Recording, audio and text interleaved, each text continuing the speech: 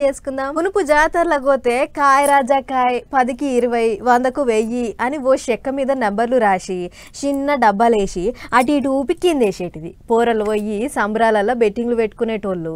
కానీ అదంతా ఆ జమానాల. ఇప్పుడు అట్లా కాదు. ఇప్పుడు అన్నీ ఆన్లైన్ బెట్టింగ్లే. బెట్టింగ్లు పెట్టమని చెప్పిన సెలబ్రిటీలకేనబ్బా అసలు పరిశాన్ అంతా. సీన్మోళ్ళంతా ఒకళ్ళెనకొకరు ఈడీ ఆఫీసు మెట్లెక్కుతున్నారు అబ్బా. ఆవు బెట్టింగ్ యాప్లను సాటింపేసిన కేసులో ఈడీ ఒక్కొక్కరిని విలువ నంపుకొని విచారణ చేస్తుండే కదా. అగో అదే ముచ్చట్ల మొన్న నాడు సినిమా హీరో విజయ్ దేవరకొండ వస్తే అంతగా మునుపు ప్రకాష్ రాజ్ సార్ వచ్చిండు. ఎగియాల దగ్గుపాటి రానా సారంతో వచ్చింది. ఈడీ విచారణకు రావాలని ముందుగానే నోటీసులు పంపిస్తే పొద్దుగాలనే బ్యాంకు స్టేట్మెంట్లు పైసల లావాదేవీల కాగితాలన్నీ పట్టుకొని వచ్చిండు ఈడీ ఆఫీస్ కు.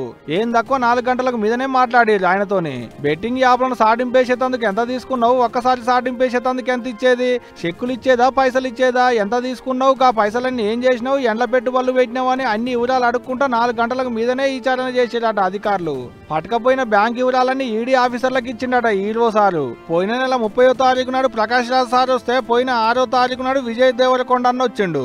అట్టియాల రానాను కూడా విలువ నంపుకొని ఇంటర్వ్యూ పెట్టిరు అధికారులు. మళ్ళా 13వ తారీఖు నాడు విచారణకు రావాలని ఇప్పటికే మంత్రులత్వం అక్కకు నోటీసులు అందినాయట కూడా.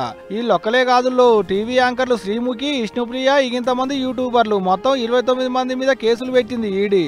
ఒక్కొక్కరికి నోటీసులు పంపిస్తున్నారు కూడా. ఇప్పటికే కొంతమందికి నోటీసులు అందితే నోటీసులు అందిన వాళ్ళంతా వచ్చిన వాళ్ళని వచ్చినట్టే విచారణ చేస్తున్నారు. ఎవరేం చెప్పిర్రు, బెట్టింగ్ యాప్లు సాటింపేసిన దాని మీద ఎవరెంత సంపాదించారు అనేటి అని విచారణ అంతా ఓడిచినాక ఈడీ అధికారులు చెప్తారు. అప్పుడు మళ్ళా కూడా మీకు అన్ని కుల్లం చెప్తాం. కానీ ఇప్పటికైతే ఇంతే. కానీ నాకు షూటింగ్ ఉంది నేను రాలేను అనుకుంటా రమ్మనంగానే వస్తుర్రు అబ్బా ఇప్పటికైతే పిలవంగానే.